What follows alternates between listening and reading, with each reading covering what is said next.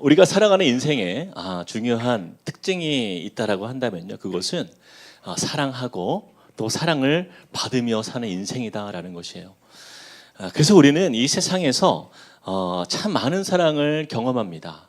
연인의 사랑, 또 부부의 사랑, 또 일에 대한 사랑, 또 친구에 대한 사랑 등등. 그러나 그 모든 이 사랑들을 뛰어넘는 가장 큰 사랑이 있다라고 한다면 그것은 바로 부모로부터 받은 사랑이다 할 수 있습니다. 왜냐하면 부모님의 사랑은요, 다른 사랑과는 달리 어떤 이유나 또는 조건이 없기 때문이에요. 부모에게 자식은 아무리 못나고 부족해도 누가 뭐라고 그들에게 이야기해도 그들에게 있어서, 부모에게 있어서는 이 자녀들이 가장 소중한 존재이고 무조건적인 사랑의 대상이기 때문인 것이죠. 그래서 이런 말도 있잖아요. 고슴도치도 제 자식은 제일 곱다. 이런 속담이 있어요. 저는 저희 아이들 볼 때마다 저를 닮아서 눈이 좀 작습니다. 근데 그래도 그 작은 눈이 너무나 이쁠 수가 없어요. 얘네가 눈을 때로는 뜨고 있는 건지 자고 있는 건지 알 수 없어도 그래도 너무나 사랑스러워. 이것이 바로 부모의 마음인 것이죠. 그런데 여러분, 하나님께서 왜 우리에게 부모님을 주셨는가? 왜 주셨는가?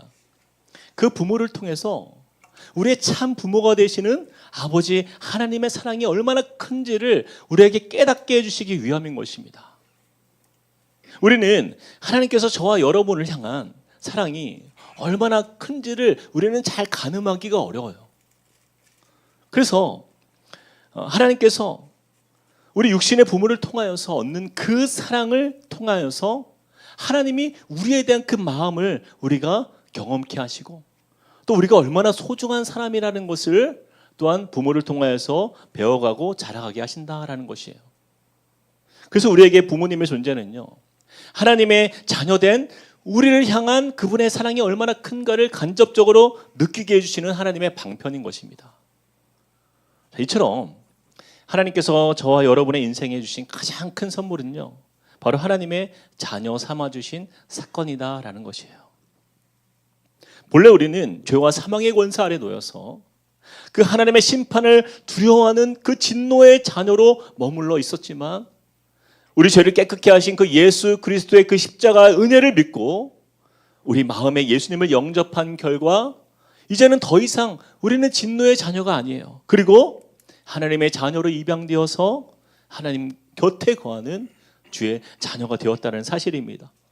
그래서 우리가 읽은 성경에서 뭐라고 말씀합니까? 요한일서 3장 1절 말씀에 새번역 성경으로 이렇게 말씀하고 있습니다. 우리 같이 한번 읽어봅시다. 시작. 아버지께서 우리에게 얼마나 큰 사랑을 베푸셨는지를 생각해 보십시오. 하나님께서 우리를 자기의 자녀라 일컬어 주셨으니 우리는 하나님의 자녀입니다. 이처럼 요한서신을 기록한 사도 요한은요, 하나님께서 우리에게 보이신 가장 큰 사랑은 무엇이다? 하나님의 자녀가 된 것이다 라고 말씀하고 있어요. 그렇다면 과연 하나님의 자녀가 되었다라는 이 사실은 우리에게 얼마나 중요한 일이고 또 얼마나 큰 의미가 있는 것인지 이 시간 우리가 두 가지를 잠깐 살펴보길 원합니다. 자, 첫 번째로 하나님의 자녀로서 얻는 축복이 있습니다. 첫 번째, 우리 같이 한번 읽어볼까요? 시작. 우리를 보호하고 지켜주십니다. 우리를 보호하시고 지켜주시는 하나님이에요. 어린 아이들을 키우다 보면요, 가끔 이 아이들이요, 무모하다 싶을 정도로 위험한 행동들을 할 때가 있어요. 예전에 저희 셋째가 자주 이래요. 자주 의자 위에서 갑자기 예고 없이 저를 향해서 몸을 날립니다. 예고 없이. 그러면요, 제가 놀라서 그 아이를 이렇게 받아요. 근데 그게 그렇게 재밌는 거예요, 이 아이에게는. 그래서 제가 이렇게 안으면서 저번에 한번 이런 이야기를 했어요. 얘라, 아빠가 너 놓쳐서 떨어뜨리면 어떻게 하려고 그래? 너무 위험하잖아. 그러면 이 아이가 이렇게 얘기를 하는 거예요. 아빠는 한 번도 놓친 적이 없잖아. 놓쳐봐야 정신을. 그렇게 얘기하는 거예요. 아빠는 한 번도 놓친 적이 없잖아. 제가 그 말을 듣고서 이 아이를 꼭 안아주면서 그런 마음이 들었어요. 이 아이는 아빠를 아빠가 자신을 가장 안전하게 지켜줄 거라는 확신이 있는 아이구나. 제가 이 아이의 이야기를 들으면서 깨달아지는 것이 하나 있었어요. 우리를 자녀 삼아주신 우리 하나님이 우리를 보호하시고 지켜주시는데 우리가 무엇이 걱정인가? 무엇이 걱정인가 하는 거예요. 여러분 성경을 보면 성경 곳곳에서 하나님은요 우리 자녀를 향한 하나님의 약속의 말씀이 있는데 항상 이 말씀을 하세요. 내가 너를 지키겠다. 내가 너를 지키겠다. 민수기 6장 24절에서 26절 말씀에 보면 여호와는 내게 복을 주시고 너를 지키시기를 원하며 여호와는 그의 얼굴을 내게 비추사 은혜 베푸시기를 원하며 여호와는 그 얼굴을 내게로 향하여 드사 평강 주시기를 원하노라 할지니라. 또 시편 17장 8절의 말씀에 나를 눈동자같이 지키시고 주의 날개의 그늘 아래 감추사 이렇게 고백해요. 또 121편 7절 말씀에 이렇게 말씀합니다. 여호와께서 너를 지켜 모든 환난을 면하게 하시며 또 내 영혼을 지키시리로다. 사랑하는 여러분, 우리 육신의 부모는요 참 연약합니다. 아무리 자녀들을요 지키려 해도 잠깐 방심한 사이에 아이들이 다치는 것이 허다하죠. 때로는 위험한 상황에 놓일 때도 많아요. 그러나 우리 하나님 아버지는 우리를 눈동자같이 지키신다라고 말씀하고 있어요. 낮에도 밤에도 졸지 않고 주무시지 않는 너를 지키시는 그 하나님, 그분이 우리의 아버지가 되십니다. 여러분 아버지 하나님은요 그런 분이세요. 그래서 안개처럼 보이지 않는 우리의 인생 앞길에 어떤 일이 있을지 모르는 그런 불안한 인생을 우리가 살아갈 때에 바로 그 하나님의 사랑은요 우리를 향하여서 고아처럼 홀로 내버려 두지 않으시고 주님의 강한 오른팔로 우리를 붙들고 계십니다. 그 아버지의 은혜가 저와 여러분에게 함께 하시고 있다는 사실을 꼭 기억하시길 축복합니다. 자, 두 번째입니다. 하나님의 자녀로서 얻는 축복 두 번째는요. 우리 같이 한번 읽어봅시다. 시작. 우리를 기대하는 인생으로 살게 하십니다.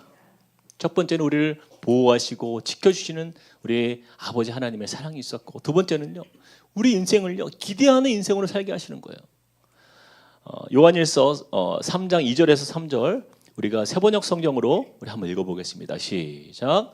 사랑하는 여러분, 이제 우리는 하나님의 자녀입니다. 앞으로 우리가 어떻게 될지는 아직 밝혀지지 않았습니다만은 그리스도께서 나타나시면 우리도 그와 같이 될 것임을 압니다. 그때에 우리가 그를 참모습대로 뵙게 될 것이기 때문입니다. 그에게 이런 소망을 두는 사람은 누구나 그가 깨끗하게 하신 것 같이 자기를 깨끗하게 합니다. 우리는 살면서 일상에서 참 많은 것들을 기대하며 살아가죠. 우리 자녀들 보세요. 매일매일 기대합니다. 오늘 엄마가 저녁에는 무슨 반찬을 주실까? 그런 소소한 아이들의 기대부터 자라면서 어른이 돼가는 과정 속에 보면은 많은 기대들을 가져요. 어떤 학교를 내가 가게 될까 기대하게 되고, 또 좋은 회사를 취직하고 싶은 그런 기대들, 또 좋은 사람과 연애하고 또 결혼하고 싶은 그런 기대들. 우리 인생은요 기대하며 살아가는 인생이에요. 그렇죠? 그런데 여러분 생각해 보면 과연 우리 인생이 우리가 생각했던 대로, 우리가 기대했던 대로 여러분 사라집니까? 아니죠. 오히려 기대했던 것만큼 실망의 자리에서 눈물을 훔치는 그런 상황들이 더 많았을 것이에요. 저도 제가 예전에 대학교 입시를 준비할 때 나름 자신이 있었어요. 강한 확신 속에서 내가 떨어지면 누가 붙냐 하면서 시험을 봤는데 아주 보기 좋게 떨어졌습니다. 제가 정말 일주일을 집을 안 나가고요, 이불 속에서 울면서 한 주를 보냈던 기억이 있어요. 그런데 여러분 지나서 생각해 보면 이런 세상에서 얻는 기대들은요 잠깐의 기쁨을 주거나 또는 잠깐의 실망을 주기도 합니다. 다 시간 속에서 잊혀지기 마련이에요. 그러나 하나님의 자녀가 되었다는 것은요 잠깐 있다가 사라지는 것에 대한 기대가 아니에요. 영원한 것을 기대하는 삶을 우리가 살게 된다는 것입니다. 왜냐하면 하나님의 자녀가 되었다는 뜻은요 바로 죽음에서 영원한 생명으로 변화된 인생을 의미하기 때문이에요. 제가 예전에 그 호스피스 병동에 갈 일이 있어가지고 참 여러 번 가본 적이 있는데, 여러분 호스피스 병동을 가보시면 정말 분위기가 무겁습니다. 많은 사람들이요 죽음을 앞두고 그렇게 침묵과 정적이 흐르는 가운데 굉장히 침울한 분위기가 있어요. 그런데 놀라운 것은 모두가 다 그런 분위기가 아니에요. 어떤 분은요 호스피스 병동에 있지만 아주 평온하게 마지막을 보내시는 분들도 있다라는 거예요. 그런 사람들은요 하나님이 예비하신 천국에 대한 사모함이 있기 때문이에요. 그 육신의 죽음 뒤에 하나님이 약속하신 바로 그 영생에 대한 기대감이 있기 때문이에요. 우리는 그것을 다른 말로 천국의 소망이라고 이야기합니다. 여러분 이 천국의 소망은요 하나님의 자녀에게만 주시는 가장 특별한 선물이자 바로 축복인 것입니다. 제가 최근에 우리 교회 한 권사님의 아버님께서 이제 연로하시고 몸이 많이 약해지셔서 제가 그 병원에 그 입원하신 그 아버님을 제가 뵈러 간 적이 있어요. 원래는 상황적으로 병원에 면회가 안 되는데 이 아버님이 그 병원을 퇴원하는 과정에서 제가 병원에 들릴 수 있게 된 거예요. 그래서 그 권사님의 부탁을 듣고 아버님이 예수님을 영접할 수 있도록 영접 기도를 부탁해서 제가 찾아갔습니다. 이 아버님이요 교회를 다니지 않은 게 아니에요. 오랜 시간 신앙생활을 했어요. 그런데 그 구원의 확신이 없는 거예요. 그래서 제가 그 침상에서 무릎을 꿇고 그 아버님의 손을 잡고 함께 예수님에 대해서 십자가의 복음을 전하고 그렇게 이야기를 나누는데 결국에는 그 자리에서 영접 기도를 하셨어요. 그리고 제가 이렇게 말씀드렸습니다. 아버님은 이제 하나님의 자녀가 되셨습니다. 근데 여러분 이 아버님이요 그 말씀을 듣자 너무나 고맙다며 눈물을 보이시는 거예요. 그리고는 밝게 웃으시는데 그 얼굴이 정말 해같이 빛나는 얼굴이었어요. 그 눈물은 기쁨의 눈물이었고 또한 감격의 눈물이었습니다. 이제 이 세상을 떠나도 걱정이 없다라고 하시는 거예요. 그러면서 천국의 소망을 주신 하나님께 감사한다고 너무나 감격해 하시던 그 모습이요 저는 지금도 생각이 나요. 사랑하는 성도 여러분, 소망의 의미는요 가장 좋은 일에 대한 기대인 것입니다. 저와 여러분에게 가장 좋은 것을 예비하신 그 하나님의 선물을 기대하는 바로 그 사람이 바로 소망을 가진 사람이에요. 이것이 바로 하나님의 자녀에게 주신 하나님의 축복인 것입니다. 사랑하는 자녀를 보호하시고 지키시는 그 하나님, 그리고 세상에서 얻을 수 없는 이 천국의 소망을 허락하신 우리 하나님 아버지께 감사하면서 오늘 예배를 통해서 우리가 하나님의 자녀됨의 기쁨을 누리시는 저와 여러분이 되시길 주님의 이름으로 축복드립니다. 아멘. 우리 잠깐 기도 한번 할까요? 사랑의 하나님 감사합니다. 주님의 은혜로 우리가 이 자리에 모였습니다. 주님, 우리가 이 세상을 살지만 우리 삶의 소망은 오직 주님만이 우리에게 있고 또 우리에게 천국의 소망 주신 우리 하나님 아버지의 사랑 안에 우리가 있기에 우리가 오늘도 기대하며 사는 인생 되게 하신 하나님 감사합니다. 주님은 우리를 한 번도 떠난 적이 없고 또 우리를 지키시고 보호하신다 약속하신 우리 아버지 하나님, 우리의 참 부모가 되시는 우리 하나님의 사랑 안에 우리 온 성도들이 함께 믿음으로 감사하며 평안을 누리며 또 주님 앞에 기쁨으로 서며 어떠한 상황 속에서도 그 은혜가 우리 가운데 있음을 기억하며 담대하게 살아가는 믿음의 삶들이 될 수 있도록 축복하여 주시옵소서. 오늘 우리가 주 앞에 드려지는 특별한 우리 예배를 통하여서 주님 영광 받아 주시고 이후에 드려질 귀한 찬양들의 고백을 통하여서 주님 영광 받아 주시옵소서. 함께 하실 주님을 온전히 믿사오며 살아계신 예수 그리스도의 이름으로 기도합니다. 아멘.